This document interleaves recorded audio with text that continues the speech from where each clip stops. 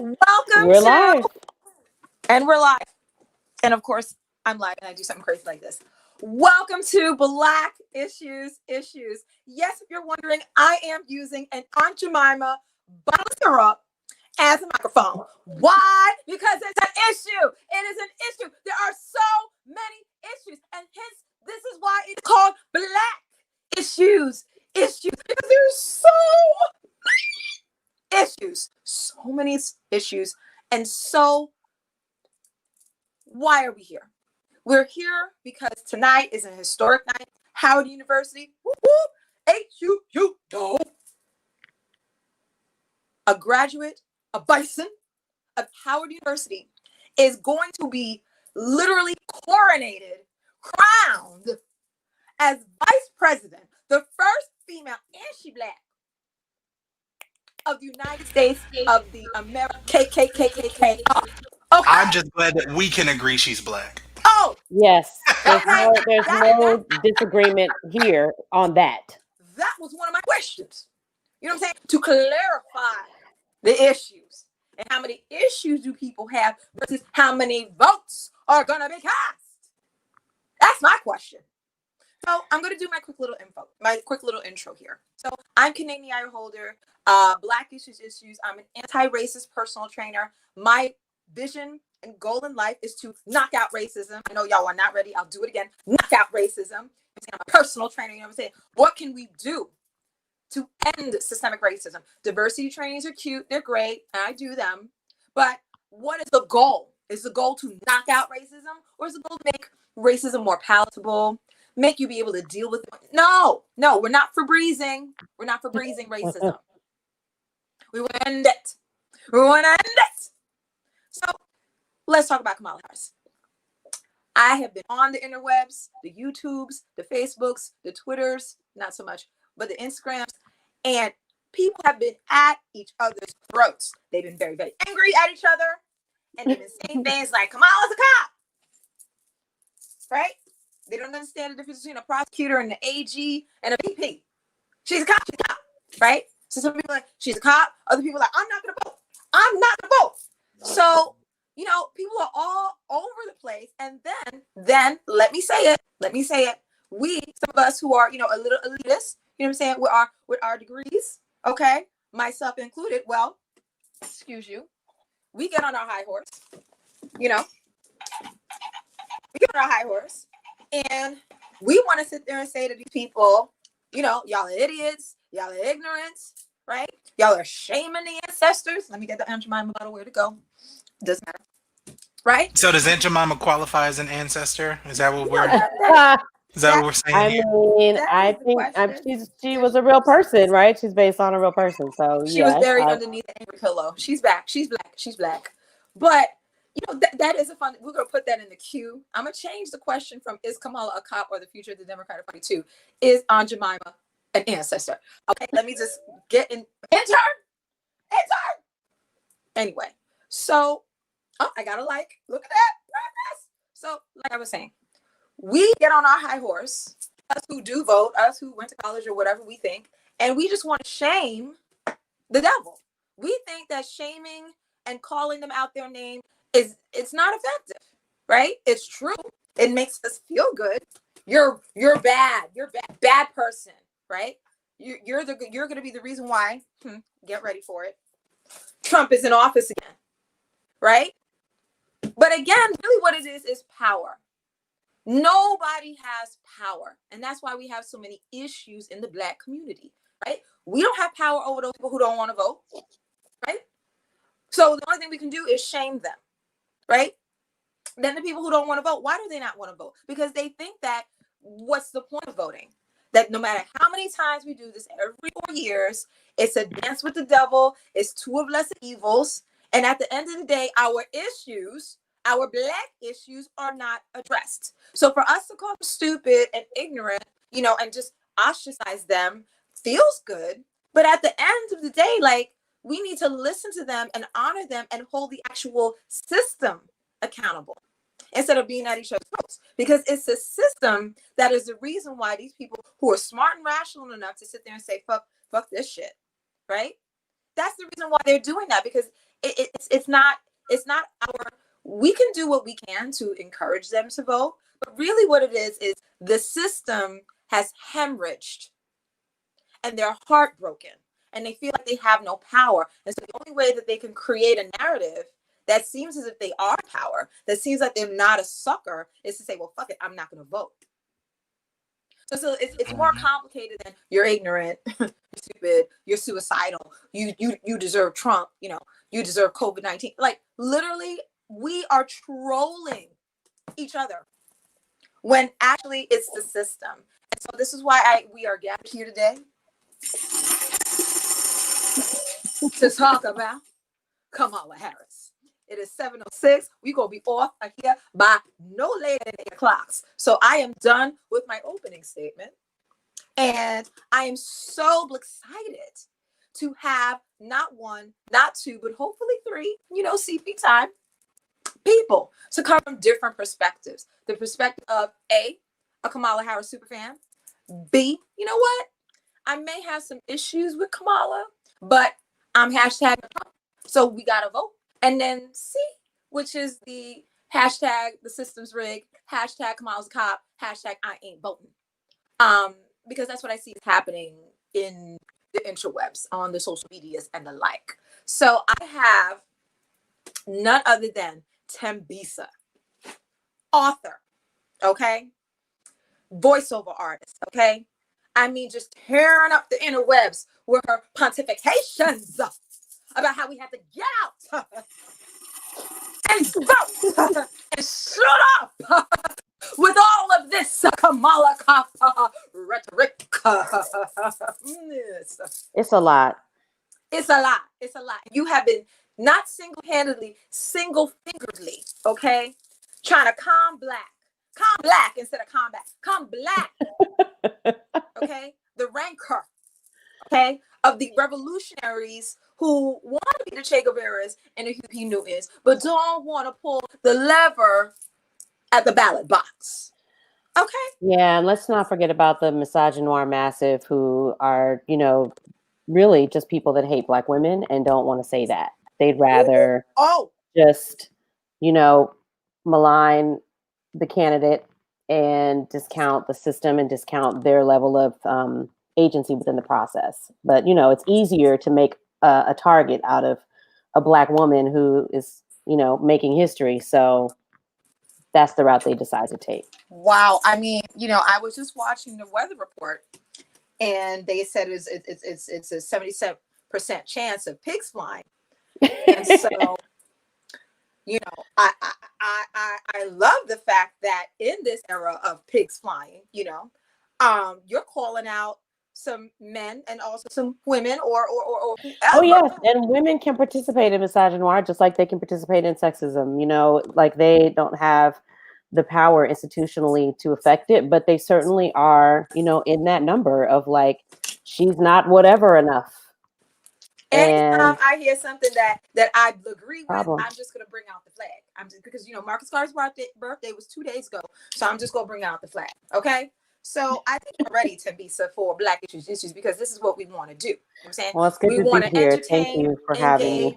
Oh, so sorry. Go. I'm sorry. I was just saying it's good to be here and thanks for having me. Blessings. We want to entertain, engage, inform, and inspire. And you know what I'm saying? Like with these issues, like actually talk about them and not just talk around them. Like if that's also an issue, the misogyny wall, let's talk about that too. And it's a bitter pill. Black men don't want to hear that we see them and that we understand that they, that some of them really just have a deep-seated hatred.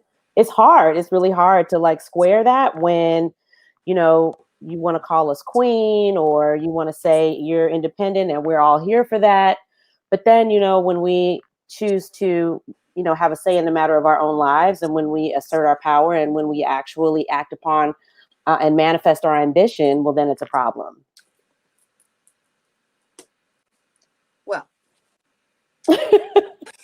there goes the flag. I think you're going to be waving the flag a lot with me out here. There goes the flag. There goes the flag. Wow. And that's not to say that there aren't brothers out here, who understand and who are male feminists or male womanists and who get it. There are plenty of them too. And I'm happy to say that I've seen a lot of them in my feed defending against the vitriol that Senator Harris is experiencing, and really just saying, you know, it's been the lesser of two evils for, you know, since we had the right to vote, which, you know, tangentially wasn't that long ago. So, you know, white women are celebrating 100 years this year, but Black people are not. So Tell it. if we're talking about having the right to vote for 60 years, but now we're ready to throw that away after, you know, people like the late, great John Lewis, you know, basically gave their lives for, you know, us to have that opportunity and to have that right, then, you know, what does that say about us? You know, what does Us that meaning say about our, about, you know, us, Black people who are willing to just, you know, opt out of the process because of whatever issues they have? You know, at some point you have to go macro, you got to go big picture and stop looking through the lens of your own lived experience or your level of education and look at what is going to offer the greatest good for the most Americans. These people are not running to be president and vice president of Black America. They're not. They never have been. So I don't know why that becomes an expectation in 2020. There's that flag again. Let's have a moment of silence for the truth that is often not spoken, but was spoken tonight, right here, live and direct on Blackish Issues, where the goal is to entertain, engage, and inform and inspire people to seek solutions to the issues. Okay? And speaking of a solution-oriented person, we also have another gentleman here, my bow tie twin for the night. All Tempy, so you know how to point in the right way. Oh, what? Girl, twerk it, girl, twerk it, twerk it. We have Dr. Marcus Barnett, okay? A Howard University alum, HU, No. okay? You know? A graduate of Vanderbilt. Was it Vanderbilt Law School and Elon? No, I went to Elon for law school. I went to Villanova for my master's degree and Vanderbilt for my doctoral degree. Well, you know, just drop the microphone, okay? I mean, flex. Okay. Just, you know. You know? Do it. Damn. Little something. You know? Educated. Standing Okay. on the shoulders of giants. There it You are a is. living, There it is. breathing, walking, talking poster child. Never use the N-word again. Okay? Look what a black person can do. Amen. Amen. So you are now a professor of political science, okay, at UNC Greensboro. Yes, ma'am. Look at that. Awesome. Look at that. Okay. Now I want you to have your opening statement, okay? Because I am actually I forgot my Jamaican flag on the other side. I have a whole thing of props here, y'all, and I forgot to Jamaican. I'm actually half Jamaican and Trinidadian, so every once in a while you might hear me slipping in and out of all kinds of accents. So can you please speak and go over the reason why you're here tonight to sit there and prophesize? Absolutely. The victory upon us. So I wanted to join the conversation tonight because this ticket is as strong a ticket as the Democrats have seen in recent history. We've got two lifelong public servants who are once again putting their credentials on Front Street and asking all of us for the opportunity to lead this country. You've got a man at the head of the ticket that's got some blemishes. And after 40 years in elected office, it's impossible not to. And the woman who's supporting the ticket, she's got some blemishes. And after 20 years in elected office, it's impossible not to. No matter who you are and where you sit in the Democratic Party, there is some reason for you to disagree with both Vice President Biden and Senator Harris. But none of us can ignore that this is a moment that we've got to make a decision and we've got to answer a question. And that big question is, are we going to allow perfection to get in the way of progress? Because where I come from, right? I'm not going to throw away the good parts of it just because I don't like the bad parts of it. If I've got a bad apple, I'm going to cut away as much of that bad apple as I can have, and I'm still going to enjoy my daggone apple. Slow motion flag. The answer there has to be no. You know, the options that we've got in front of us includes a president who has in the past 4 years done more bad to this country than either Kamala Harris or Joe Biden or the both of them combined in over 60 years of public service have ever done.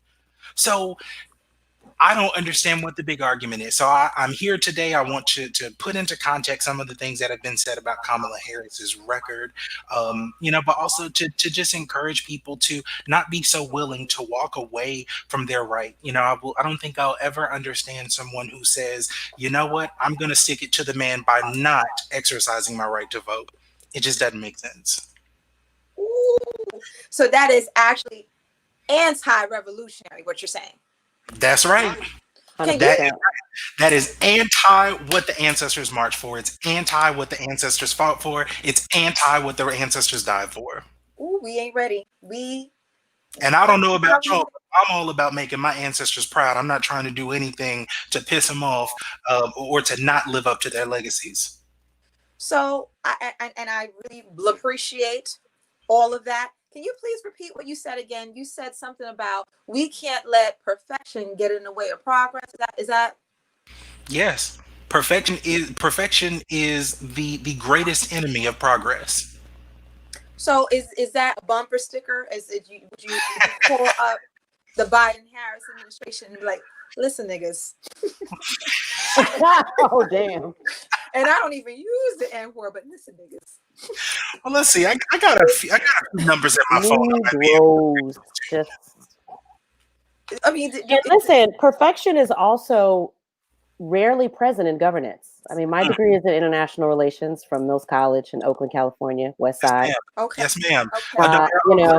Yay. And listen, Mills College gave us Kathleen Cleaver and Elaine Brown of Black Panther Party, and Representative Barbara Lee of California. So, I'm standing one of Kamala's shoulder to shoulder with giant supporters. There we go. And Kamala, came up in the Bay, early on as a public servant. So, what we got to get clear on is that governance is not about getting what you want 100% of the time. And this is what the Tea Party has done in terms of really staining the fabric of the American Congress with respect to how to go across the aisle, how to look past, culture wars for the greater good of constituents. And, that my way or the highway way of executing governance, all it does is create obstruction. And you can see that with, Mitch McConnell being very successful at really just parking so much legislation. I mean, we're talking about 300-400 pieces of legislation that are just sitting. And don't forget judges. And the judgeship, huge, terrible legacy of the Trump presidency. The thing is that they don't have to be in any. They don't have to be in a rush to get anything changed because the systems are already working for them, right? The systems were built; they're already working for them. So if it doesn't change, it doesn't matter to them. The urgency is on us. It is up to us, and we as a people, from some of the people that I've seen, the comments that I've seen, personal conversations that I've seen. If we can't have it all, we don't want any of it, and that's just not the way that I was brought up in government. I started my career on Capitol Hill, and I have never, in all of my years in government, ever dealt with any perfect political environment where you're going to get 100% of what you want 100% of the time. So, Mike, I'm going to use, actually, this is another thing here, a metaphor that I use in Black Issues, dropping the baton. So this is the Democratic Party, right? And these are the Republicans, right? Who do we think is in the lead right now? Depends on the issue. Yeah, I was going to say, it also depends on what the metric is. I mean, if we're looking at polling, then right now it's Joe Biden. If we're looking at fundraising, it's Donald Trump. So, whoa. But Dr. Barnett says he don't trust the poll. So pause for the court. Well, right, sure, and 100%. You got to consider the source when you're looking at polling, and you also have to remember that that people that take polls also lie. And we saw that in 2016. So, they'll say they're voting for one person and then they'll do something else when they get to the box. So you read the polls, and I'm one of those people, right? I go and I read and see, well, what did you do for, and then you read it and they say, oh, we interviewed 1,734 Americans or registered voters, and we made over 8,000 phone calls to landlines. Right. Do any of y'all's friends have landlines? Right. And if your friends have landlines, do they answer their landlines? And so when we're talking about the people that are taking these polls, we can't trust these polls because they're not representative samples. That is not the group of people that we know. It's not the group of people we see on a regular basis. We cannot trust these polls. It's true. And I see some people here also commenting saying that they're, that they don't trust the polls also. So and I'm like, I am who I am. And I've never received a poll, I've gotten coupons mail, I've gotten all kinds of different things, but I've never, I get spam calls from all over the world, But you always gonna get them Bed Bath & Beyond coupons. That's easy. Well, and this just makes the case for why it's so important to be engaged and to be in action. Because if you don't trust the polls, and if the polls aren't reflecting your segment of the electorate, then you have to make your voice heard by actually showing up and voting. That's right. And if you really want to flip the table, then you have to be at the table. You got to be in the room and you got to be at the table to be able to say, no, I'm not here for this. So it's not about like blowing the whole thing up because you don't like, a couple aspects of it. When I think about, the third party voter, I'm like, y'all have had, 8, 12 years to build your war chest, to feed your pipeline of winnable candidates. And here we are with your third party candidates coming over to be Democrats when they're really independents. Right. And acting like progressives in rallies when they really are the establishment. Bernie Sanders. I mean, if you've been in Congress for 30 years, then you're the establishment. Right. So, we got to get clear on when you're going to actually be about it versus just talking and complaining. And then after you've had 3 years of Donald Trump in office, saying, okay, well, we just want to blow the whole thing up again. The time for political theater has passed. We have 100 and how many 70,000 deaths of COVID-19? I don't even know what the number is anymore. So, like at this point, the conversations, the let's tease out what's going on. It's really, it's subtractive at this point. Mm-hmm. So let's talk about why some Black people are dropping the baton, right? We've been running this relay race to a racial revolution and a racial reckoning and racial equality for so many years, and voting has been a crucial part of that, right?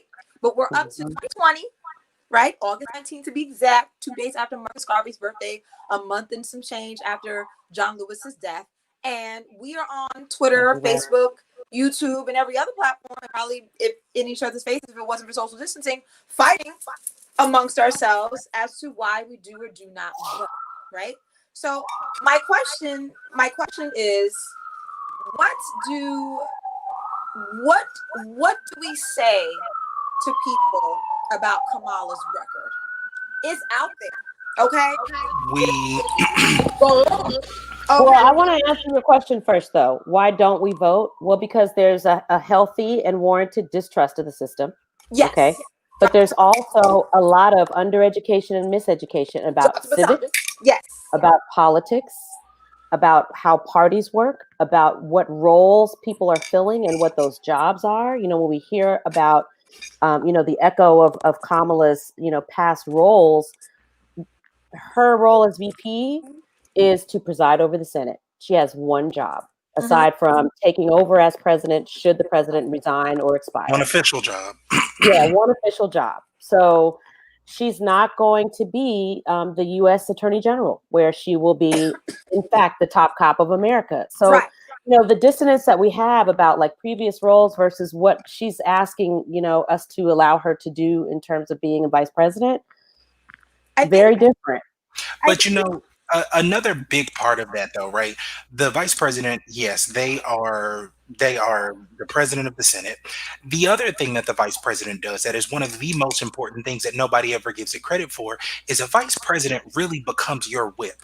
Your vice president is the person who is on the Hill on a regular basis. They are across the country. They are whipping votes. They're whipping votes for your platform. They're whipping votes for your legislation. They're whipping votes for candidates down the ballot. And there is no one else who has consistently done that in the way that Kamala Harris has done that. And so when we talk about who's going to make a fantastic vice president, which is somebody who's going to make a fantastic president in the event that we need them, we've got to look at somebody that is good at coalition building. And that has literally been Kamala's entire career, is coalition building. And so when we talk about her record, the first thing we've got to do is we've got to get out in front of it, and we got to tell people what you've heard is a lie. Like, it's either an outright lie or it's a mischaracterization based on a lack of context. You hear people all the time that say, "Oh, she disproportionately locked up Black and brown men."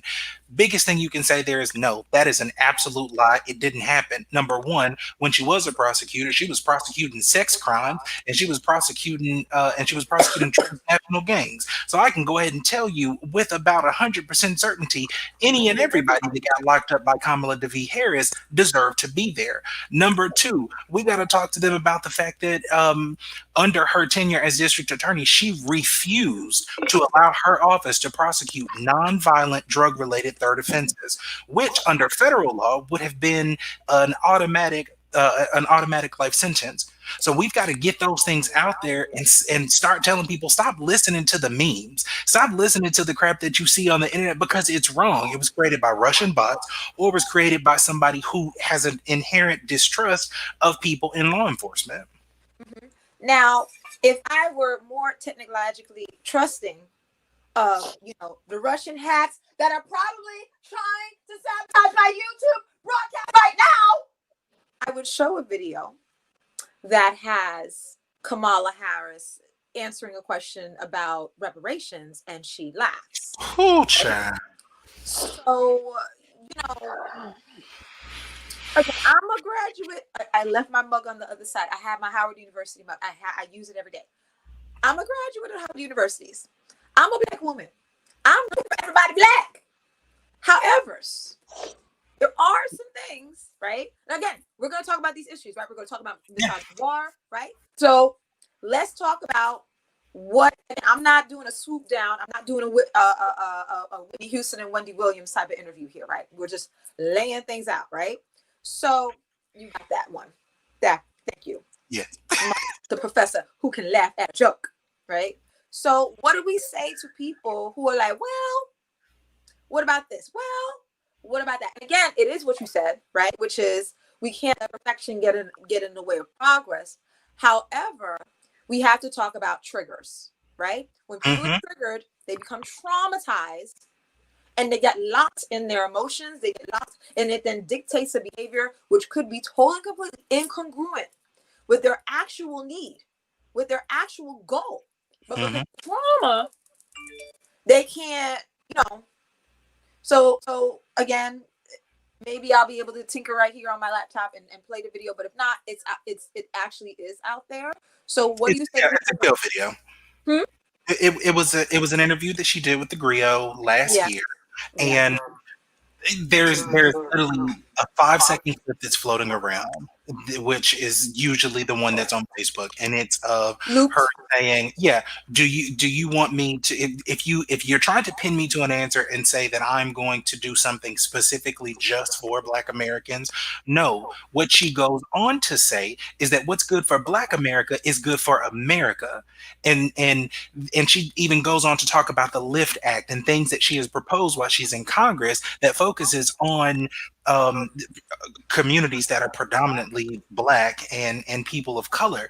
And the issue, I think, like my sister said a moment ago or earlier on the broadcast, like, she's not running to be president or vice president of Black America. And so, the issue that we've run into, and I've said this to people before, what I want them to think about is, what's the last piece of legislation you are aware of that was specifically aimed at any one group?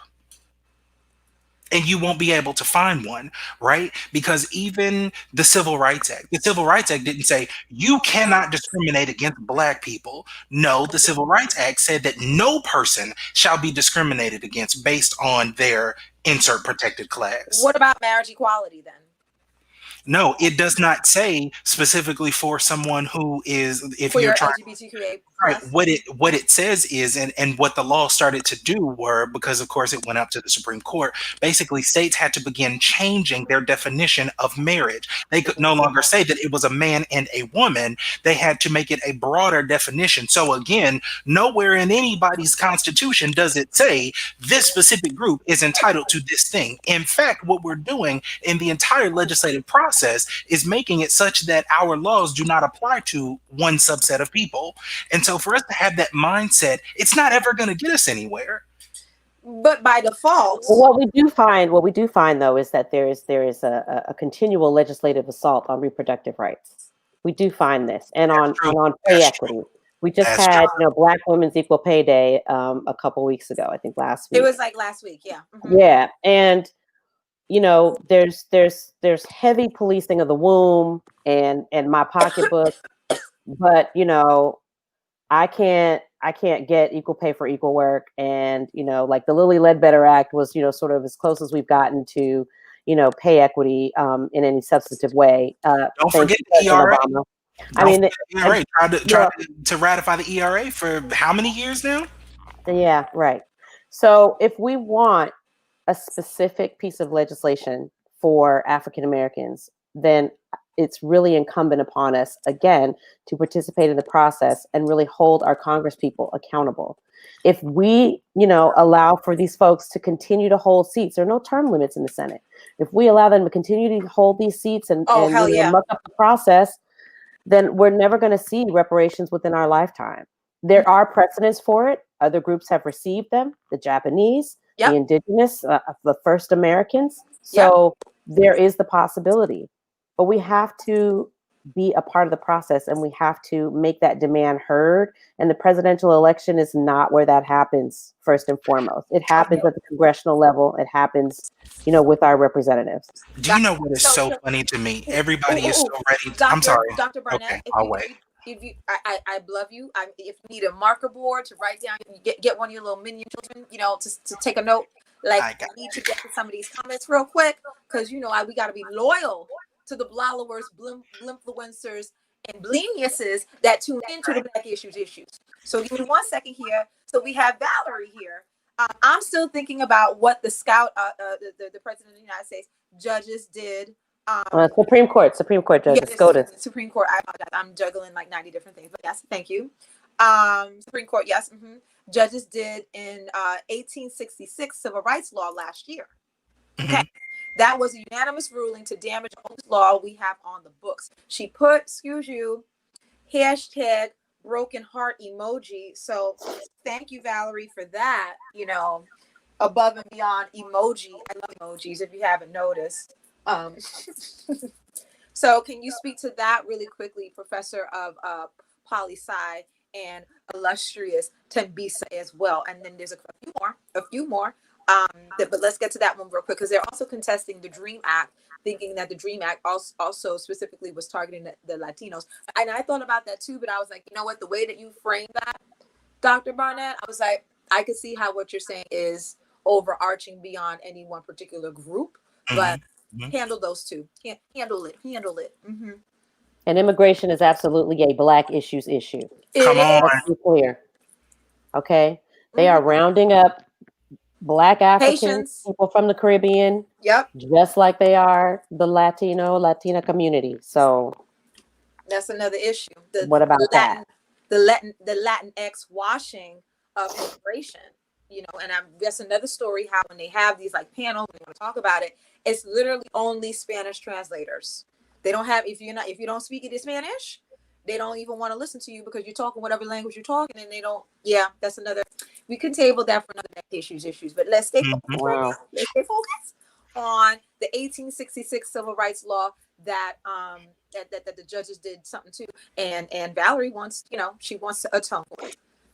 Yeah, I'm Valerie. I'm with you on it, right? You know, when we look at what the Supreme Court does every year when they, you know, when they take these cases and they make these decisions, that's what we're looking at, and that's what we're talking about, right? Like we're talking about these, you know, conservative Supreme Court justices that a president gets to appoint that's going to have a lifetime of opinions to make decisions on and change the course of America. And so when we're talking about the Civil Rights Act of 1866, right? We're talking about a law that was essentially put on the books that said, like, without regard to a person's color, race, and they actually say they're something about their previous servitude or something like that, aka if you were previously a slave, you yeah, you know, you can inherit, you can purchase land, you can do all these things, but they didn't do anything on the other side of that to provide us with the tools that we needed to participate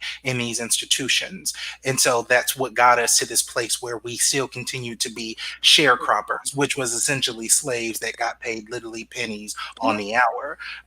And so when you look at what the Supreme Court is doing, they're silently doing it because nobody pays attention to the Supreme Court unless you're talking about the big, huge cases that get blown up and that go to the media on a regular basis. So yeah, I'm with you, Valerie. You know, I was alarmed when I saw that. I read the entire decision and my heart was broken, but I also read the dissent, which, if I'm not mistaken, was authored by Justice Sonia Sotomayor, who I absolutely love. And in her dissent, she actually made a very poignant reference to the Dred Scott case that we all know and that we all love. So there is hope for me that this court can turn itself around, but it starts with this election. Because let me tell y'all, RBG is not going to make it through another 4 years. Ooh, and we need that seat. Listen, we need that seat. Put her in your prayers, put her on your prayer list at church, but get out. We got to get out and vote and make sure that the next 4 years is not going to be controlled by somebody who is going to completely change the face of the court. Thank you. So I have a comment from, I think it's Kashima. I don't like mispronouncing people's names, but I think I'm pretty close to it. And if not, you know, let me know, Kashima. So she is searching for the truth. She is searching for the truth. Okay. And so she wants to clarify exactly Kamala's record. So I think that this is an issue that continues to linger, you know, that she was punitive towards, you know, Black and brown people. And so, because she says, so she hasn't been disproportionately punitive to Black and brown people because she expects more, hashtag more, air quotes, more from us. So again, I think that this is it's like it's like a raw nerve, you know what I'm saying? It's like a paper cut. It's like, oh, it's like it's something you didn't expect to happen to this degree, but it is happening. Like, it is 7:38. But the narrative has taken a firm hold, and it's really going to be important for the Biden-Harris campaign to dispel that and to really cut through that. So I don't know how they're going to do it, but they're going to have to find a way, because that is the one piece of misinformation that really sticks, because mass incarceration is such a sore point and impacts so many people on so many different sides of the family, you know, of the family dynamic. And when Ava DuVernay, who directed 13th, the definitive documentary about the history of Black people in mass incarceration in this country, when she says, yeah, I know, but we got to get this done. Yeah. Then I think that, you know, that helps, but it's going to be very important for more voices to really amplify this idea that it takes more than one AG, you know, to be the reason that there's a disproportionality among people of color within a system that, you know, from the Constitution has been designed to keep us there. And what I'm hoping that we see is people getting over that, right? Like, so just last week, Tish James out of New York, who is the Attorney General in New York, also a Howard grad. Oh wow, I didn't know that. Yes, awesome. ma'am. Tish James, the AG. Oh yeah. You know, yeah. Mm-hmm. So. You know, it's like we see everybody propping her up and lauding her. These same people, mind you, who hate Kamala Harris. Tish James is a friend of Kamala Harris. She has been mentored by Kamala Harris. She is a political supporter of Kamala Harris, and she has a virtually identical background in electoral politics. But they're propping her up, and they are very excited about her, and they're so proud of her. She's taking on the NRA. They want her to be governor. This is no different than what Kamala has done her entire career. And so my hope is that we can have people like Tish James and Marilyn Mosby, who people love, and Kim Fox in Chicago, who people love. My hope is that the more we have, the more that people look at them and look at their careers and follow them, that they will get away from this idea that we can't like black prosecutors. What? I mean, I guess there's nowhere to run and there's nowhere to hide, right? Like, you're damned if you do, you're damned if you don't. And I think that also brings up the narrative of black on black crime. And so there's some black people who say, oh no, let me get my mom. Oh no, black on black crime is a myth. She's back. And I'm like, well, I did turn on the news and hear this little 2-year-older getting shot by a stray bullet. So like, I don't care what you want to call it. We can have the semantic battle. But at the end of the day, we have switched from press conferences of mothers crying because the cops killed their babies to now press conferences with mothers crying because of whatever you want to call proximity crime, black on black crime. And it is a thing. And so what I like about what you just said, Dr. Barnett, is conflicting narratives, right?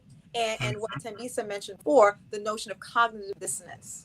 We're so busy reacting to different things because we're literally, I put in the comments here that being black in America is a startup. Oh, dang. Being black in America is like, fund my fucking startup. What's your startup? Being black. And Can I start to GoFundMe for being black? You know what I'm saying? Dealing with this constant trauma. So I think we're constantly in reaction. So we're never able to get a steady footing and then literally, much less analyze our issues, actually advocate for solutions because we can't even agree on issues. It's black crime's not it.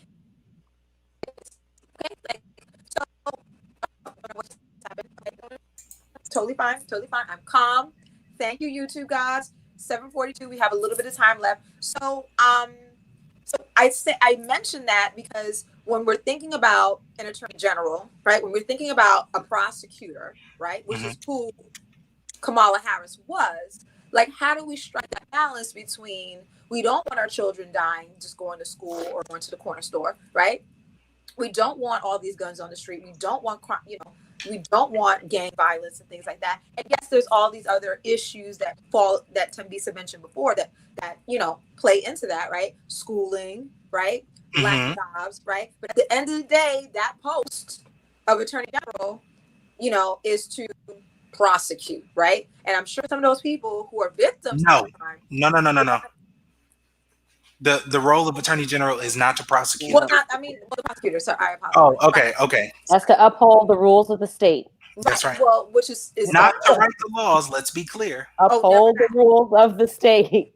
Right, and then also the California legislature is the fulcrum with which Kamala Harris was operating as the Attorney General. I like that fulcrum. Okay, it's really about understanding how all the different spokes feed into the center and make the wheel go round. And because people are allergic to nuance and analysis that has any type of, like critical thinking that really looks at something beyond its face, we get into these circular discussions that are not factual. Now, one thing that as a parent, I have a recent college graduate and I have a 4th grader.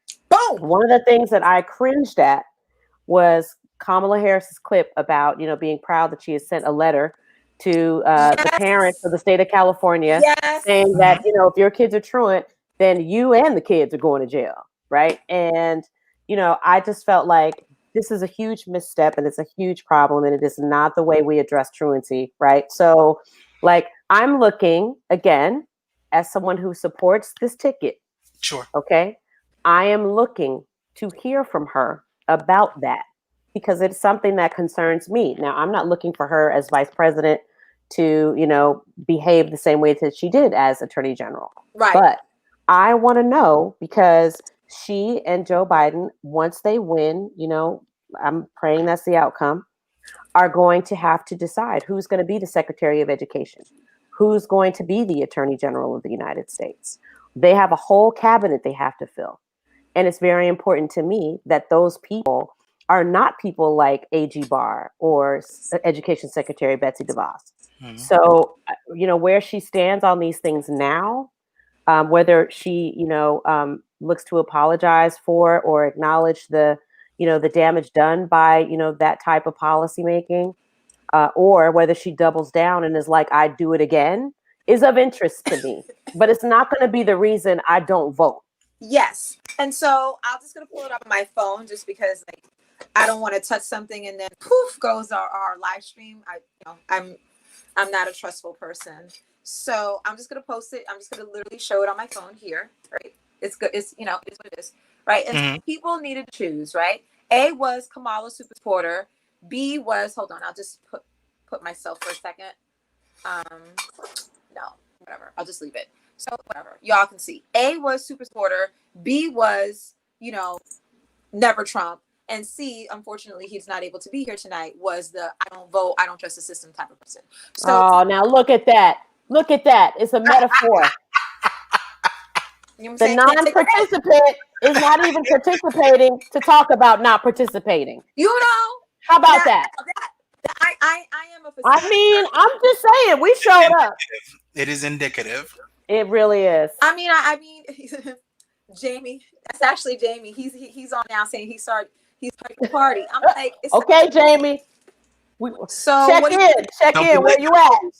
You know what I'm saying? Come rep your set. Come rep your set. We laughed, we cried, we watched pigs fly. You know what I'm saying? Come on. I also want to be clear. Kamala didn't write that policy. Truancy was codified into the California, into the California Education Code as early as the 1970s. Okay, so I'm going to interrupt just because we're yeah, and I definitely misspoke there. I guess I'm talking about her taking it as far as writing a letter and sending it and talking about the consequences. Yes. Okay, bye, FaceTime.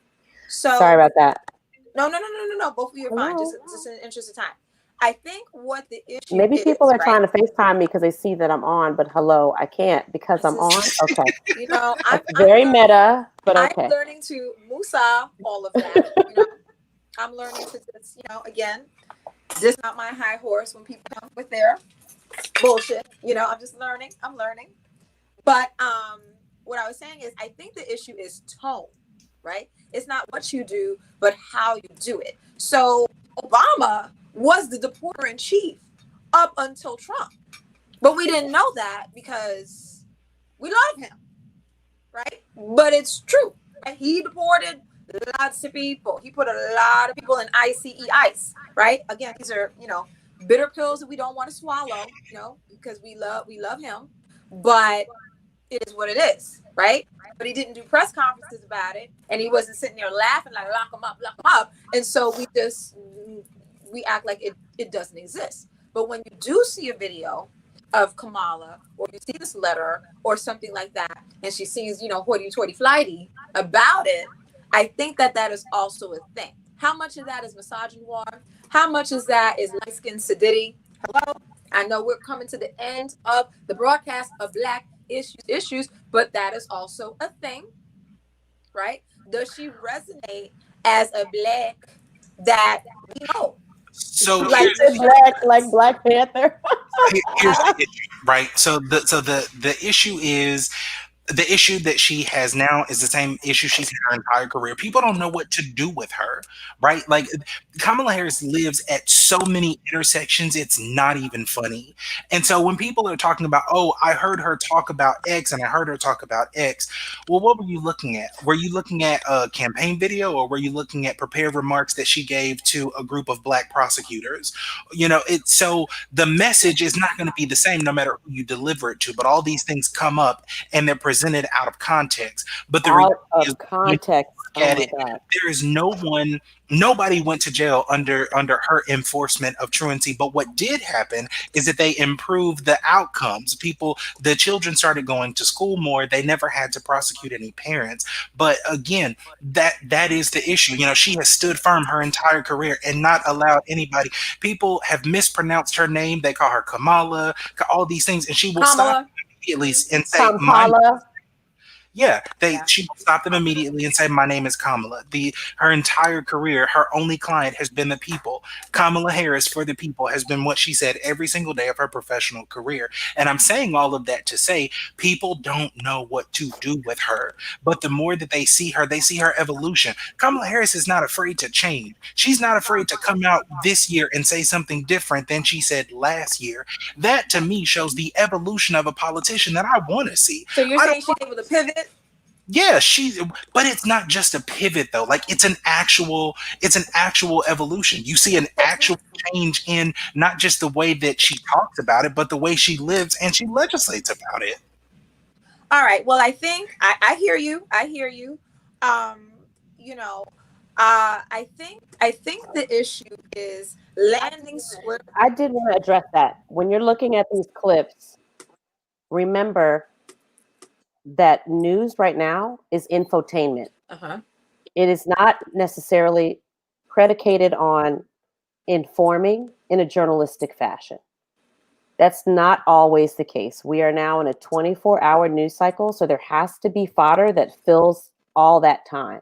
Remember when the TV used to go off and it would be white noise and then the national anthem will play? Okay, I'm young, old, but yeah. So now the TV never goes off. There's 500 channels, and there is going to be a concerted perspective that they want to get across. There's going to be, maligning that happens even at the news source level. You know, there's going to be those jaundiced perspectives of the people in these editorial newsrooms, and they're going to go for sensation versus information.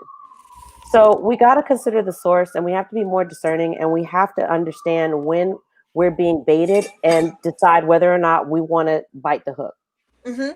Can we address somebody in the comments? I'm sorry, I see a comment that says, as a Black American, I can truly say she has targeted and made her career off Black American bodies. Dude, are you serious? Or ma'am, are you serious? I don't know your pronouns, and I apologize if I've miscategorized you. Yeah, he's ma'am. He lives around the corner from me.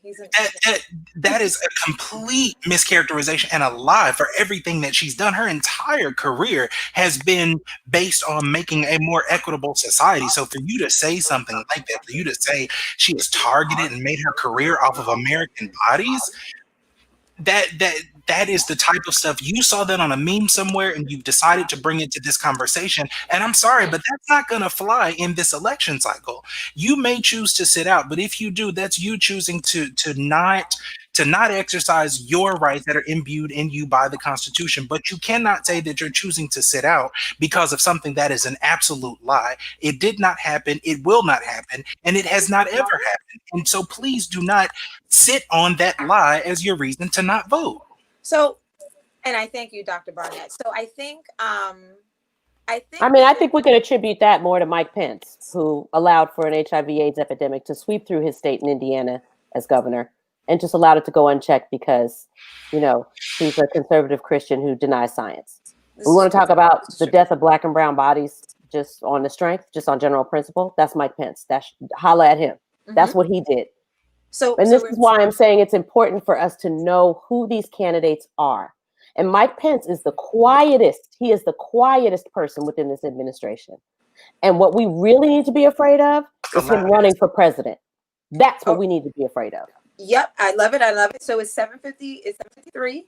I mean, maybe we go a little over because we have quite a few people and like quite a few comments, and I really do want to get to them. And Kamala ain't coming on stage until I don't even know when. And I think tonight they have some fucking like boring ass white female governors talking right now. So we don't really need that. So I think the issue is larger than Kamala, but it's falling squarely on Kamala, right? Kamala has become the pin the tail on the donkey for literally all of the issues that have been hemorrhaging people from the Democratic Party for the past, give or take at least 4 years, if not more, not Obama notwithstanding, right? I think Obama was like a shot out the dark. Like he was like a lightning rod. He's like a once in a generation type candidate. But I think the issues are, and I've said this before, that the Republicans on the right, where's my baton? The Republicans on the right, they don't give two shits and a fuck. Okay? They're gonna say what they want to say. They're gonna do what they're gonna do. They're gonna pass the legislation, and they're playing dirty the whole way. And they're playing dirty. You know what I'm saying? Like they're in the pigsty, they're in the sandbox. They're in everywhere they need to be. Sit there and like cause all kinds of chaos. There's even a QAnon candidate that just like became the Republican nominee for I think either for Congress. She literally QAnon, like the most far out, clearly out. And I dabble in conspiracy theories. I'm not gonna lie, but I'm like, whoa, QAnon, because you know the theory of QAnon is that like there's a deep state and they're like all they're trying to kill Trump and like kill his messages, but there's someone inside. That's why they call it QAnon, because it's anonymous. There's someone within the White House or within his sphere of influence that is reporting out all the things that are happening. It's bizarre. And this white woman's like, yes, QAnon. She's like, deport these people. The queers need to go. No more abortion. And she won. And not only did she win, but Trump was like, she's the future of the Republican Party. Well, see, and this is, and he may well have a point, and he may be sending, a signal. And so when we abdicate our responsibility, that happens on multiple fronts, not just as voters, but in terms of our potential to fill the pipeline as candidates. Yes. We now have a Black woman mayor in Ferguson because people engaged and voted and decided that that's what they wanted. We got to do that. Jordan Davis's mother is in Congress now because we decided that we need people like her who understand our Black issues and who can take their lived experiences and separate that from the need to actually do more than mourn a family member. Yes. But like, I'm going to get engaged and I'm going to make a difference in terms of how we legislate around these things. Or right. So if you don't believe enough in the process to not even show up and vote, then you're not going to do what it takes to try to run for office. Mm-hmm. Mm-hmm. And that's going to leave a void for people like QAnon candidates to actually be able to, win a primary and then win a seat. Yep. And so what I want to get clear before we hop off tonight, and thank you all so much for watching and tuning into Black Issues, literally trying to make sense of an insane world, right? One issue at a time. I'm so thrilled and honored to have these heavy hitters tonight. Okay, Dr. Barnett and Tambisa. I'm talking authors, I'm talking professors, I'm talking like movers and shakers. You know what I'm saying? I'm talking geniuses that have said yes to this vision, which is talking about these issues. So what I think is the issue is that the Democratic Party does not have an equivalent on the left that the Republicans have on the right. And so what I usually do, and humor me for a second because I'm going to do it, is here's my representation of the Republican Party, right? This is, Make America Great Again. You got the Confederate hat, right? Her name is All Lives Matter Alma because she only believes in all lives matter. And here is her afro's missing tonight, but it's all good. This is Allie the Ally. So Allie the Ally is Nancy Pelosi's great granddaughter. I'm mad. Her afro just came off. She's learning about I am not. Learning about Black women and hair issues and adhesive. So it didn't work tonight. But I literally was like, can you have a normal conversation? I'm like, fuck that. I'm going to do it. So this is what I do, right? So the Republicans on the left are like, QAnon. And then the Democrats on the right like, well, just open up the post office, fund the post office again. Like, they just, you know what I'm saying? It's not like QAnon. I wonder if the equivalent on the left is and it's not like it's QAnon and then it's like reparations. You know what I'm saying? No, it's like QAnon and it's like systemic racism needs to stop. Like, that's what the Democratic Party does. I'll do it again. QAnon. Instant replay. Systemic racism needs to stop. So we have a party that does what I like to call conversational. You know what I'm saying? They have a conversational acknowledgement. Look, I'm going to talk about it. Look, I'm mentioning the fact that systemic racism exists, as if mentioning it, acknowledging that it actually does exist, actually means that you're fucking solving it. You're not solving it, you're mentioning it. Because the game is played that like 5 years ago, you didn't mention it, right? We didn't learn about, I mean, when I say we, we didn't land on Plymouth Rock landed on us. We didn't know, like, not us, like in general, America did not know about Juneteenth until Trump. Oh my God. 8 years, Obama never mentioned Juneteenth. And so what I'm saying is white people and the to a certain degree, the GOP, what I think that white people do is they control the narrative. And so that's why you'll have Republicans say what the fuck they want because of white right? But then the Democrats on the left, they just constantly abdicate, capitulate, compromise. And that's why you're going to get the Shanakas of the world and some of the people that are like, fuck this shit. You know what I'm saying? Been there, done that. And they don't, they understand that there's no rainbow, there's no gold, there's no leprechaun, there's no Lucky Charms, there's no juicy fruit, there's nothing. And then they're done, they're tired, and they're dropping the baton because they're like, there's no race because white is right because white people control this. That's why we went over by a minute, but that's why I'm not getting off yet. And we'll finish up in like 10 minutes. You let me know you have to get off. Solid, like stop. But that this gives me energy. You know what I'm saying? Allie has a lace front. Yeah, you know what I'm saying? She twerks, you know what I'm saying? She twerks too, She gets it in. She gets it in. Dr. Barnett is not laughing anymore, but well, what's interesting about your interpretive, your puppetry like demonstration there, is that there are no Black people in that dynamic. It's all white people who are, benefiting from white supremacy. Mm-hmm. So whether it's a conversational mention or whether it's an outright, bold and enabling propping up of white supremacy and othering of everybody that isn't white or whatever, that's what we can expect if we don't participate. And I don't even know how many other ways to say this, and that is not to say that every Black candidate is going to be a hardcore Pan-Africanist or any of that, okay? But because we have a presence within government, we have the opportunity to make a difference. And if we're not there, we lose and miss that opportunity. And it's really that simple. Because if you're not at the table, you're on the menu.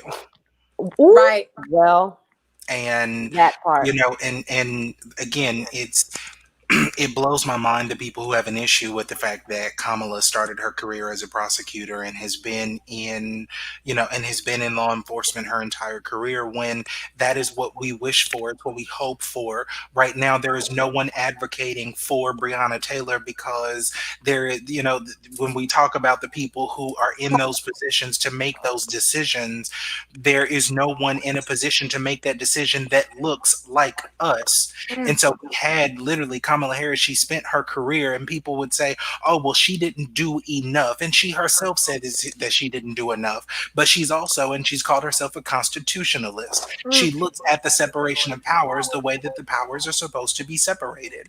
She was not going to step in and require that every law enforcement officer across the state of California wear a body cam, because she's been in the system long enough to know that was going to get tied up in lawsuits, and hell, it'd probably still be getting litigated today from something that she did in 2012. But what she did do was she started as the example for all law enforcement agencies in the state of California and in the United States. She became the first Department of Justice in the country to require officers of that Justice Department to wear body cams. So when people say, oh, she advocated against body cams, no, she didn't. She resisted calls from activists who wanted her to require every law enforcement officer in the state of California to wear a body cam. But and I say activist because some of these people, just because you have a Twitter and you can fire some things off, does not make you an activist. Activism requires acts. I You do. have to I do I work. do agree. I do agree that some of the activists be getting on their high horse. I do agree. Oh, hold on. Yeah. Continue. So I'm again, serious. all these people, they say these things about her record. She didn't do enough. She didn't do that. She didn't prosecute the cops who killed X, Y, and Z person. But they failed to look at the fact, with some of these cops, no, she did not prosecute them because that was left to the district attorney. But what she did do as the chief law enforcement officer was to make sure that that person was not able to get their pension. That law enforcement officer who was fired from their organization for a cause was not going to get a pension from the state of California for the rest of their lives. Okay. And so people are not looking at the full picture. They just say Kamala didn't act. Kamala refused to prosecute. That's not true. Kamala didn't refuse to prosecute because it wasn't her job to prosecute.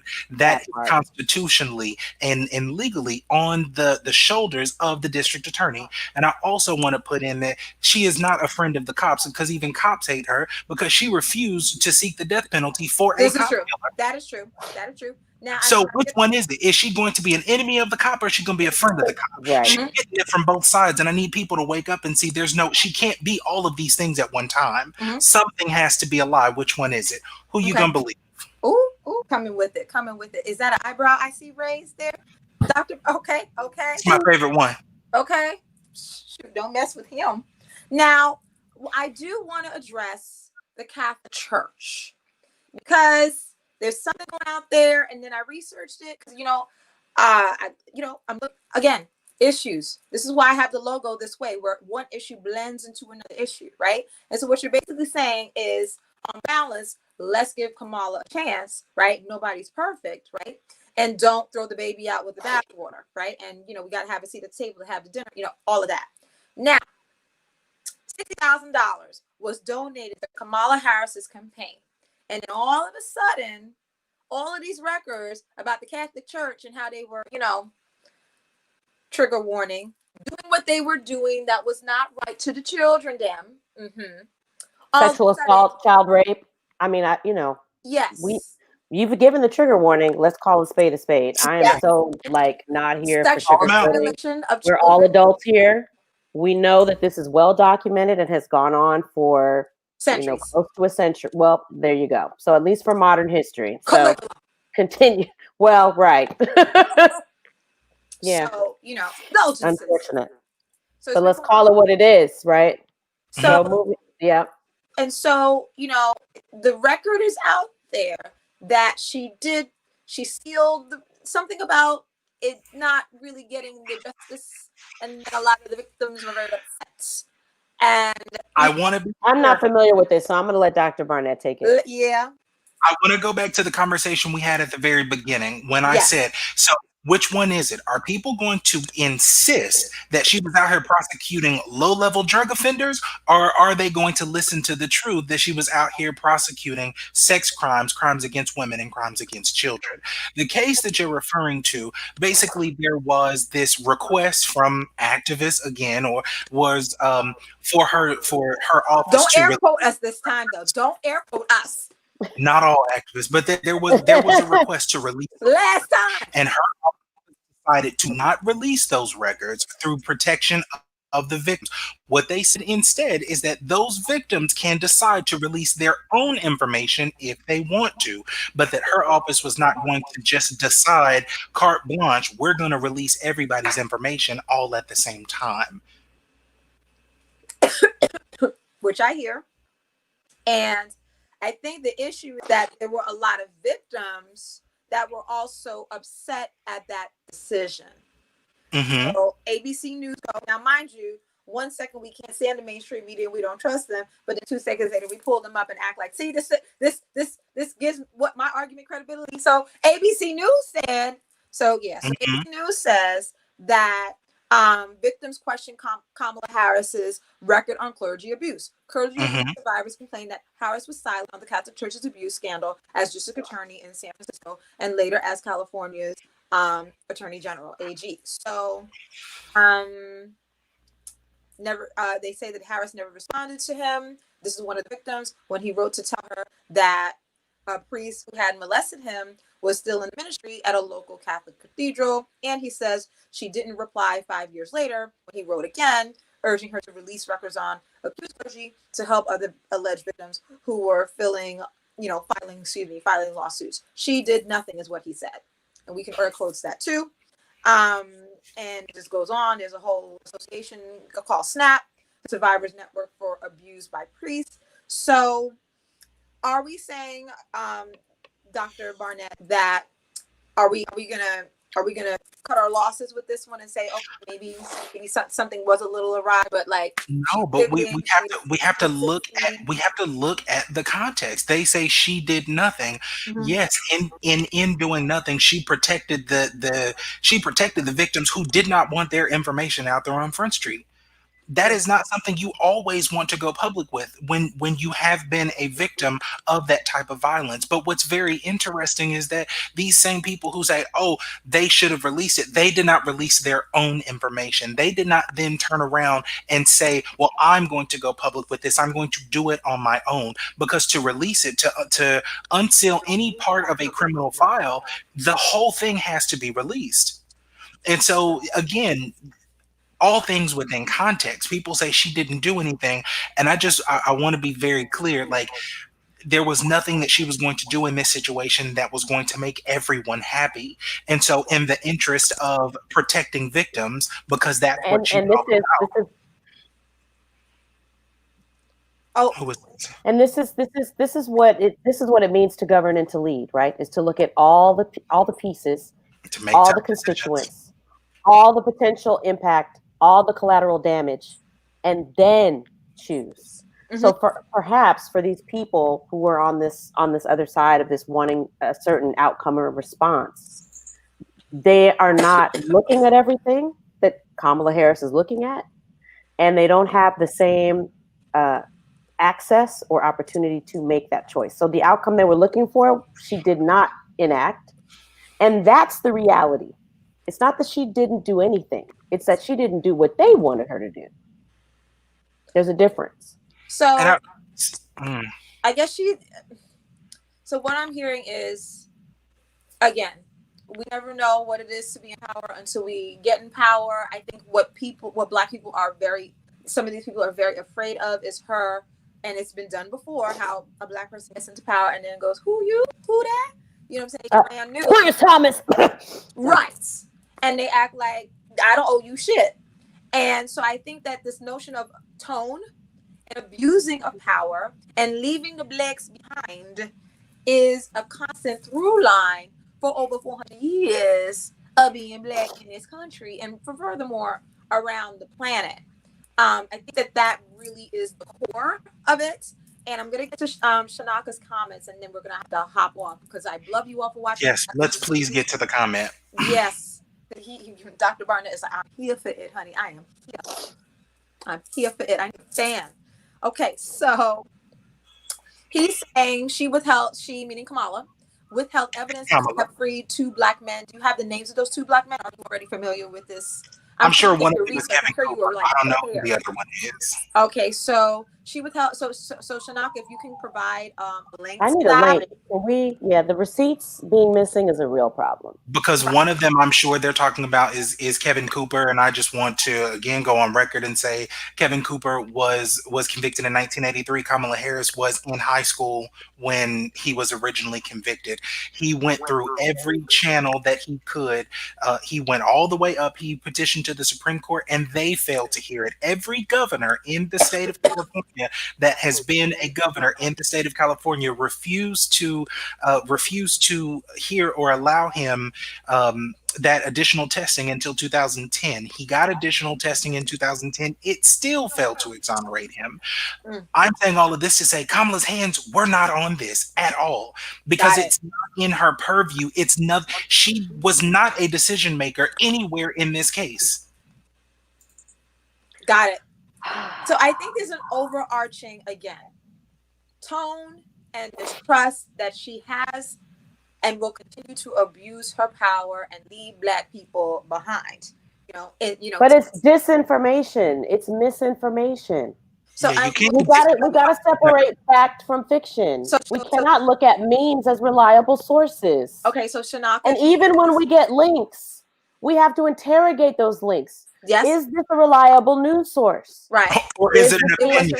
Or is it a bot? Like, or is it user-generated content that looks like news? Like, what is it? We're in a completely different world, and people need to start interrogating what they think Kamani is on are sources. Well, can you talk about user-generated content real quick while we give Shanaka an opportunity to find a link to, back it up? So I do see him saying something about it was her staff and she had oversight. I think what he's talking about in that instance is an issue where her staff was found, or a DA.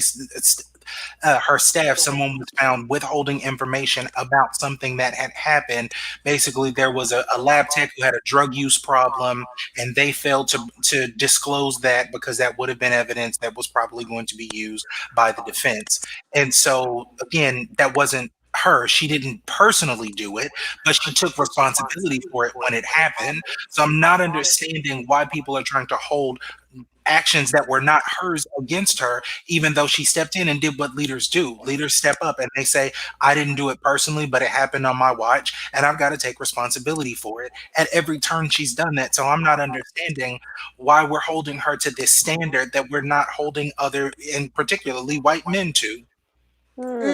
Watch the intersection. It's because she's Black and she's a woman, and we typically in history are not believed and not trusted as a function of white supremacy's job that they have done on all of us. Meanwhile, Black women have been saving this country election after election at every level.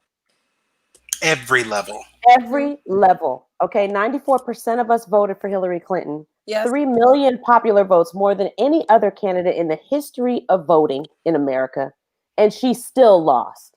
So one of the things that I would like to see from a Biden-Harris presidency and vice presidency is whipping these votes to do away with the Electoral College. Can we do that? So, because if we can't get reparations, can we at least do away with the vestige of slavery that is the Electoral College? Because that right there is really just mucking up the works right now, and it's completely antiquated, and it's totally not representative of what the country looks like now, and it really makes no sense. I think that that's part of the reason why Hillary lost, because I'm like, it is the reason. It's the only reason. The entire reason. Because she never was a revolutionary enough candidate to say out loud, let's abolish this. She actually lost by the same. No. The Electoral College is what killed her presidency. Yeah, right there. People always want to say there are some people out there, they blame the people that didn't vote. They blame the people that voted their party. I don't vote any of those people. I blame the Electoral College. That's where it was lost. Yep.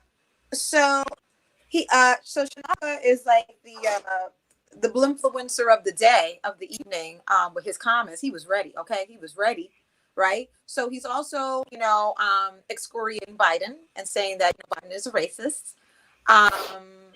So we can handle that, and then we're gonna close out with like a silly kooky question or two. I actually have to go at like 8:20.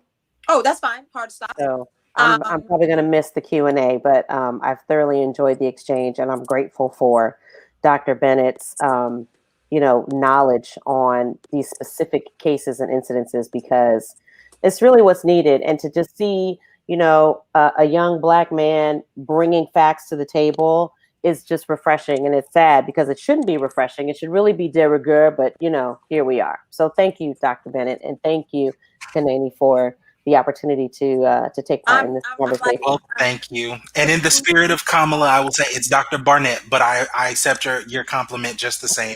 And thank you for everything you've brought to the conversation. Yeah, I'm through the moon. Like this, I'm better for it. This is we're getting a lot of love here. So to close out, Hillary lost because she could not get the white women vote because they voted for Trump. This is true. 52%. No, Hillary lost because of the Electoral College. If she lost because she couldn't turn out white women, she would have lost the popular vote. That it's not the truth. She lost because she lost the Electoral College. 3 states, 75,000 votes, Electoral College. Yeah, it's that simple. It's no one So person's 3 fault. million over here It's no one are person's not fault. enough. It's no group's fault besides the Electoral College. Yep. Yeah, That's and it. so this is why when you look at national polls, you can only take that so far because it's not Trust the about polls. you know right. the national poll You is said that. say that again. Can't trust the Don't polls. trust the Yeah. polls. So when you look at national polls, it's like, well, what are you really looking at? Because it's not about popular vote. It's about electoral college, and the GOP is they got that shit. Now imagine if the revolutionaries and the activists I'm who one of them. want to burn the whole She don't system like down, polls. who want to burn the whole system down. Imagine if they called for the end of the electoral college, just really drawing the line, the connection to disenfranchisement of African Americans and descendants of slaves through the electoral college and how it works, right? If you were to just take a racial approach to that and say, you know what, because this has been working against what's supposed to be a protected class in America throughout our time as voting, members of the electorate, it's got to go. Imagine if you did that. So Like, put your energy somewhere. Don't abdicate. Put your energy somewhere for something that will actually benefit Black people in a tangible way, in a substantive way.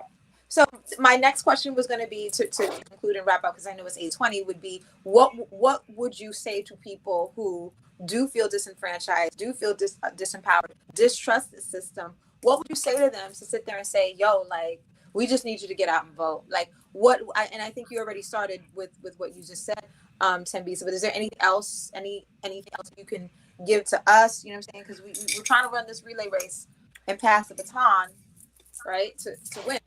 You're saying, so what can we say to, because I mean I'm like that, you know what I'm saying, like I'm half Jamaican and half Trinidadian, so I was raised on Peter Tosh interviews, okay?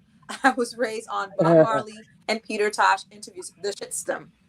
I'm like 4 years old. None of that is necessarily incorrect, though. Okay, Right. and what I'm saying is we need to have an improvisational approach to this. Yes, the system is racist, and we should participate. Yeah. Yes, it is not designed to work for us, and we can only make it work if we work it. Black people, among all people, understand how to work a system. What do we look like trying to abdicate a system? We've always had to find a workaround. We've always had to figure it out because we know the system is designed to lock us out, to block us out, to break us down, to break us apart. We know that. So are you saying that? So work the system, get educated about the system and work the system. So are you saying that going out to vote this election season, because I won't even say November because we should be fucking voting like yesterday. Every election, municipal, state, local, presidential. You should be at your town hall meetings. You should be everywhere on this. Virtual or whatever it takes. Like, you should be voting every election all the time. The midterms especially. I mean, we definitely disappeared during the midterms, and that's a huge problem. That's why the Tea Party was able to be so successful in 2010, because we did not care about the midterms. Right. We were just like, we got our Black prince in office. Hey, we good. Oh my God. Our rose is black. Our rose is my president is Black and my wine is rose. That's what I call that whole Obama era. We were just living up with our Louis Vuitton bags. We were just acting like it was just too good. So we have so I asked people, like, what is on the agenda, right? We're going to set a Black agenda, right? So reparations is one on our wish list, right? To be going out to vote, right? Another one, Kashima excellently said, fill out our census, right? So are you saying, Tembisa, that going out to vote is the 2020 equivalent of grinding up some glass and putting in Master's grits? Is that I'm not even saying it's that subversive. I did not, because I don't know about all that, but what I will say is that when we, because we're in a very privileged place that we don't have to grind glass in Massachusetts, okay? Our ancestors did that, so we wouldn't have to go through that. So I don't know that I would make that extrapolation. Okay. But what I am saying is that when we fail to participate, we leave a void for others who do not have our best interests at heart to fill that void and to enact their agenda. So either we're going to be there and we're going to put forth our agenda and we're going to make our voices heard, or we're gonna the blagenda, or we're going to let someone else duct tape us while they get their shit done. So So which is it? So it's really that simple. It's really that simple. You want to complain, you want to be a keypad gangster, you want to talk about, things that are in the past. Okay, fine. But you still have the right to vote, and they're steadily trying to take it. They're steadily trying to take it. And if voting was not so important, why do you think they focus so hard on trying to disenfranchise us? Mm-hmm. They purge from the prisons. Yeah. Mm-hmm. I mean, everything. So we got to get clear that it is one of the most powerful weapons within a system that was designed to fail us. Yes. And we need to utilize it. Yeah. And so, I hope I didn't lose Shanaka, because like I'm reading, I've always been conflicted about Kamala. You know what I'm saying? I'm like, I went to Howard. Kamala. Kamala. You see? Kamala. It's the think about a comma. Kamala. I'm drowning in emoji pillows. Kamala. I'm losing my shits. I'm losing my shits now. Thanks. Well, I have to go. Yes, I love you. You stayed on for 5 minutes. You don't have to apologize. I mean, I love you for watching and tuning in. So, if Dr. Barnett, if you have like 2 minutes to wrap it up, Tembisa, I'm gonna leave you with this. Hillary Clinton had hot sauce in her bag. What do you have? No, don't tell me. Hot sauce in her bag. What do you have? I thought that was Beyonce. I'm confused. In my bag? What do I have in my bag? What do you have in your bag? I got money. Okay. Well, there goes that. We'll clap to that. Somewhere I have a clapper. So I can't find it right now. All right. So, economic empowerment. Yeah, I'm not spending it right now. I'm saving it. Okay. I'm trying to think about the future. Save that money. Okay. So you gotta go. If people are still here, we're gonna make a prediction about what we need to do. Okay. I'm sorry, I'm gonna miss it. I'll be able to watch this on YouTube, right? So I can see the end. Yeah, girl. Okay. We try to take this all the way to HBO. All right. Okay. Thank you so much for having me. Love you, Black Tembisa. So great being on with you, Doctor. All right, y'all. Pigs are flying. We held it down. Vote, and vote, and vote, and vote. Go out and vote. Woo!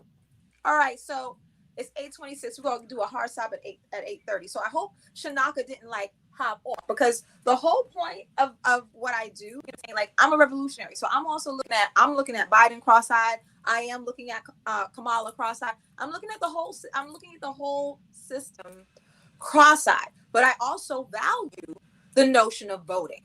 You know what I'm saying? I also value the notion of an overarching accountability for these candidates. I don't know if you're familiar, but there's a black woman, and she did this whole, video. She went viral. She was on Fox News last night.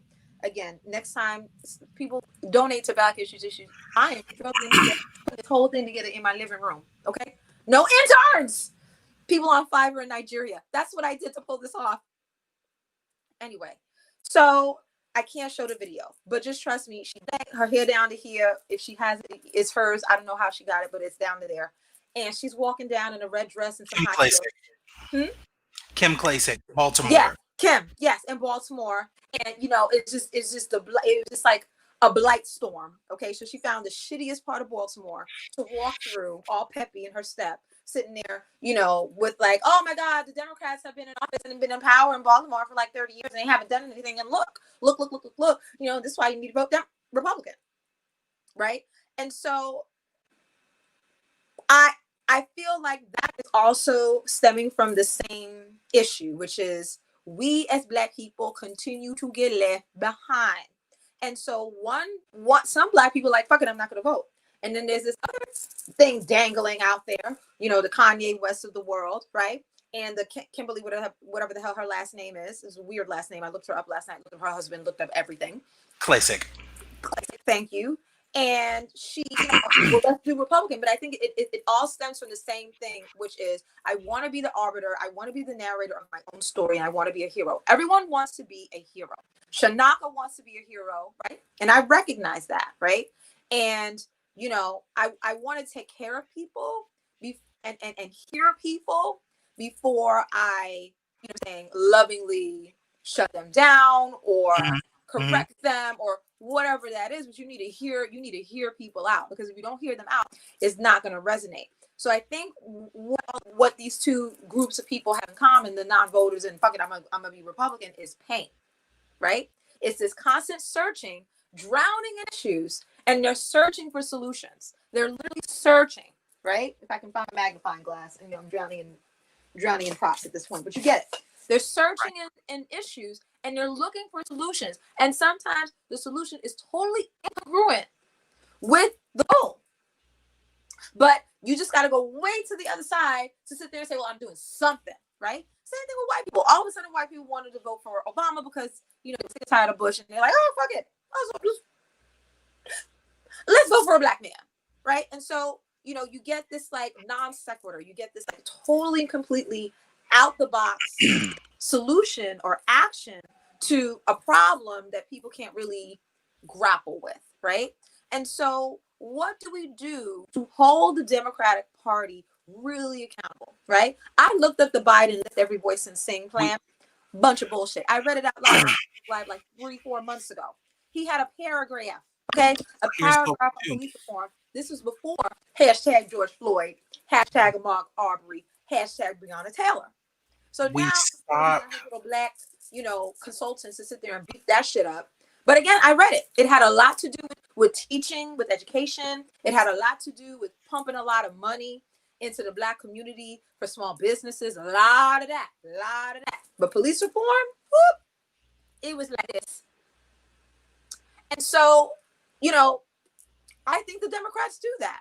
They do whatever, the dog a bone. So, but to answer your question, what we do is we stop being blind Democrats.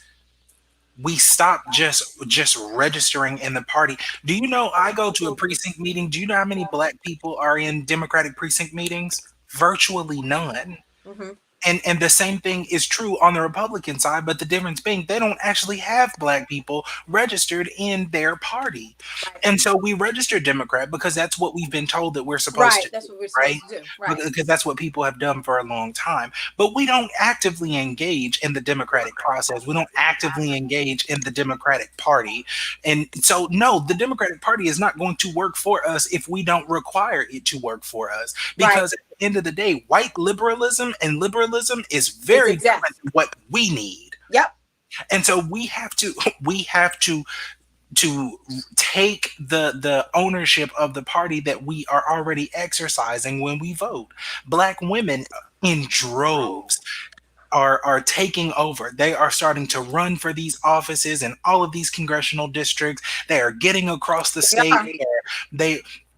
We have to ingrain ourselves. In the history of the Democratic Party, there has only been one black DNC leader, and that is Donna Brazile, a fine woman, a beautiful woman. I absolutely love her, but there's no reason that there should not be more of us, because what we have to understand is one candidate is one candidate in their district, in their city, in their county, etc.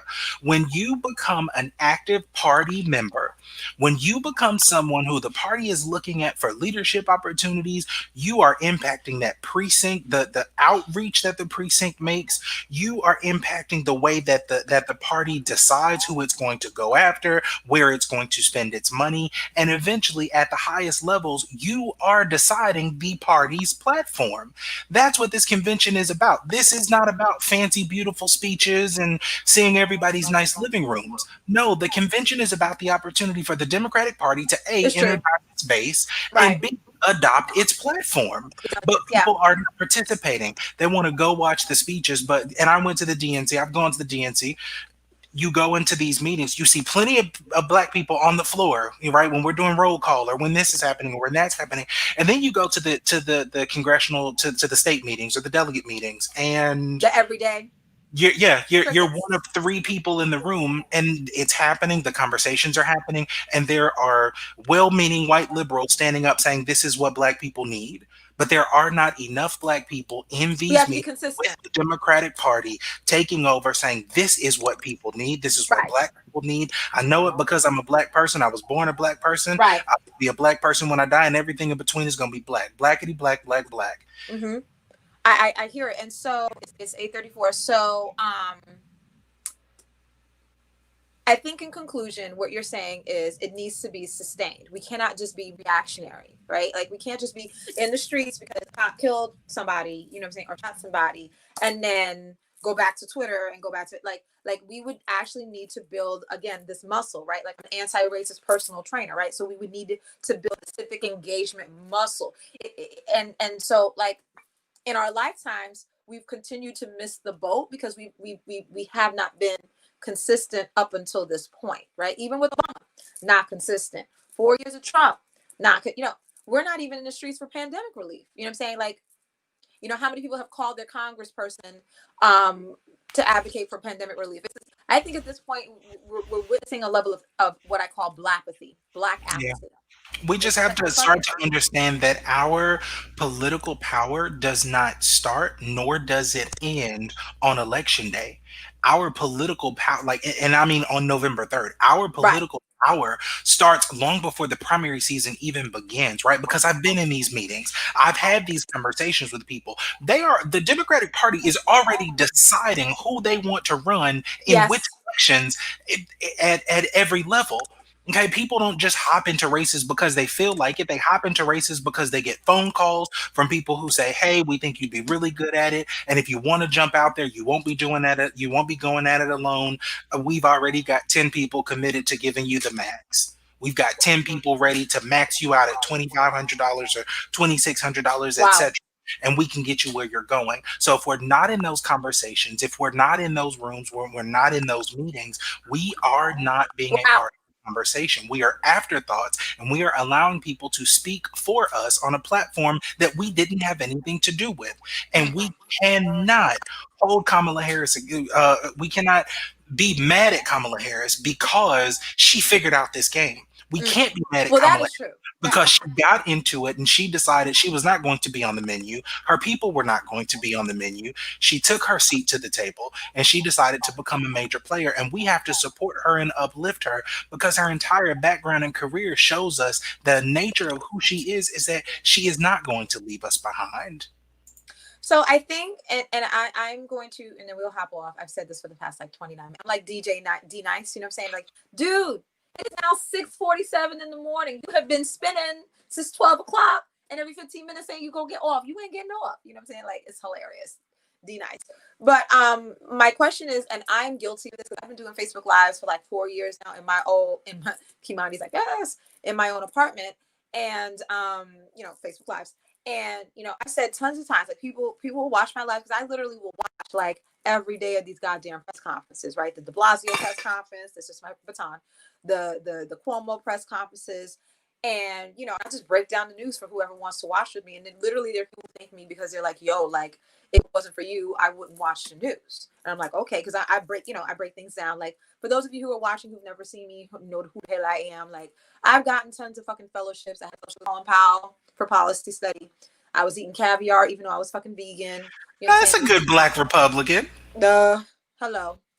And we met Henry Kissinger. I've done that too, and for me, it's weird for me to call myself a revolutionary. I mean, I don't know what other word for me to call myself, and other people will be able to resonate with, or at least put me in a box and say, oh, that's who she is. Okay, great.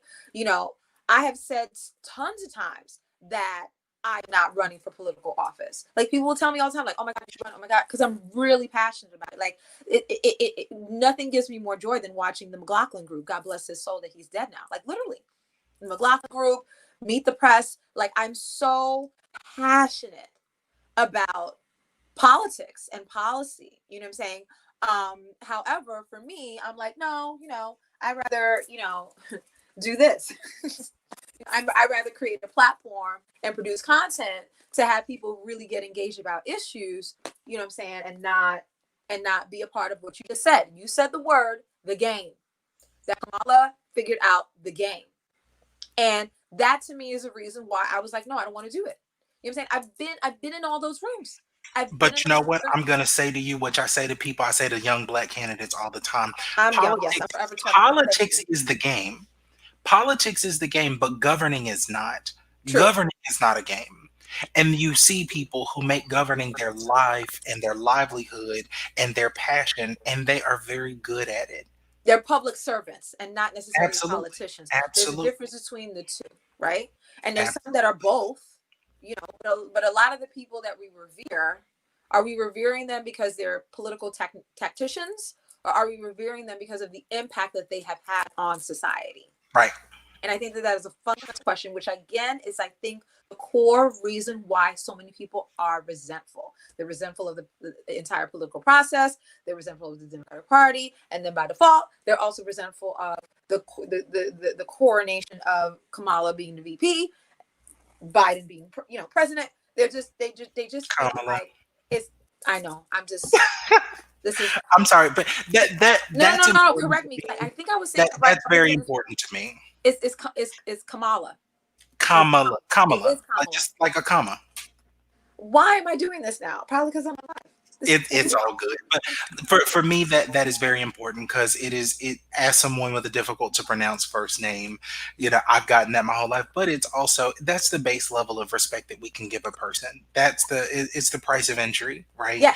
I can't, people we learn how to say Tchaikovsky, we learn how to say Beethoven, Mozart, exactly. We learn it when it's European, but when we're dealing with an East Indian name that literally means lotus flower, right? We act like we can't, like we don't have it in our lexicon, and not you, but like, across the spectrum. So got it. So in conclusion, maybe I'll run one day. I want to thank you, Dr. Barnett, for your love and your guidance. I'm sure you're a phenomenal professor. Well, thank you. I hope so. Mm-hmm. It's always been an issue for me too. So Kima, I guess, is co-signing the notion of, like, you want to run, you want to be a public servant, but then you feel like the game is rigged, or it's a game, or you just don't want to, you don't want to, like, sully yourself. You don't want to put yourself out there. Everyone Googling everything about, all of that is what it takes. And it's not to me, it's not a weakness. It's just, I don't want to. Well, I think the further we get into this digital age, the further away we're going to get from purity politics, right? Yes. There, the further we get into the digital age, the more we see what people were actually doing when they were in college and in their 20s and in their 30s. And we're going to find out the less people actually care. If you're about what you're talking about, who cares what you did when you were partying with your friends? Who cares what you did? None of that even matters. What will you do as an elected leader? That's what we need to look at. And to bring it back home, that is what we're looking at for Kamala Harris. We're looking at her entire history as an elected official, as a public servant, and at every turn she has done everything that she can to bring equal justice under the law for all people. Got it. Well, I asked if Hillary, Hillary had hot sauce in her bag. What do you have? So what do you have? I have voter registration forms in my bag. Oh, damn. Because it is so important to me that everybody exercise that right. Because too many people try to keep it from us. You have to exercise that muscle, because if you don't use it, you lose it. Damn. I was searching for solutions, and I think we found one. Voter registrations in your bag. I think we found them. That's right. That's right. Wow. So it has been epic. I will encourage people who are commenting that they can continue to comment. We're going to hop off because I need to get ready for, Kamala Harris. Kamala. There it is. Kamala Harris. So just taking all your comments. Even Kimani that was telling me to let you speak. I'm like, whatever, Kimani, you sitting there fucking jealous because I sit there, got all my caviar, sitting on the couch with Henry Kissinger, whatever. But I take it. I had to tell my black story. Shit. So love you all so much for watching and tuning into Black Issues. Literally trying to make sense of an insane world, one issue at a time. I'm your host, Canadian eye holder, it has been a real conversation about divided Democrats. The Democratic Party, can we and how can we come together to hold the Democratic Party accountable for what? Say it with me, y'all. Black issues. What is our agenda? What are our demands? What do we need in exchange for our vote? And what can we do outside of voting to make sure that this system continues to not only recognize us, but serve us? Because they are, at the end of the day, public servants. So I had none other than Tembisa, author, voiceover artist, content creator for major networks, and also Dr. Barnett, huge Howard University alum, professor at UNC Greensboro. I'm just messing up everywhere, so it's not. It's all good. Kamala. It's not just her. It's just everything at this point. But such a pleasure and an honor to have you to delineate and clear up all the distortions about, I mean, to the degree that you can. I mean, I'm not fully sold, you know, but, and I think, sure. I think that is fair. You know what I'm saying? And I think that to a degree, you kind of want that. You don't want people to just be like bowling balls, like bowling pins. Okay, you know, because, you know, I think there's a higher power governing all of us on this planet, right? And purity politics is a thing, but sincerely wanting the best for Black people is also a thing. Right. That's right. And so I will say, obviously, I am voting for Kamala. Damn. You got it. You got it. Harris and Joe Biden. And, you know, we can do predictions. We're going to hop off, but you all can continue to do predictions. What do you think is going to happen with the election? Do you think we're going to have an election? Do you think it'll happen in November? Do you think that Trump will ever leave office? You know, you can make predictions. Crystal ball emoji. This is a historic night, y'all. Pigs are flying. A Black woman VP. Love you all so much for watching and tuning in. On behalf of my twins, Allie the Ally, and All Lives Matter Alma. Twerk it, baby, twerk it, twerk it, baby, twerk it, twerk it, baby, twerk it. Love you all, and the high horse. Love you all, Black. So, boom. Did that. Black Issues Issues on Cash App, Black Issues Issues on Venmo, Black Issues Issues at gmail.com for PayPal, and Black Issues Issues on GoFundMe. If you loved what you saw, tell a friend, tell a hater, tell a non-voter. Divided Democrats, Black Issues Issues, me and the twins. We out! I'm gonna have to love you all. Woo! Oh.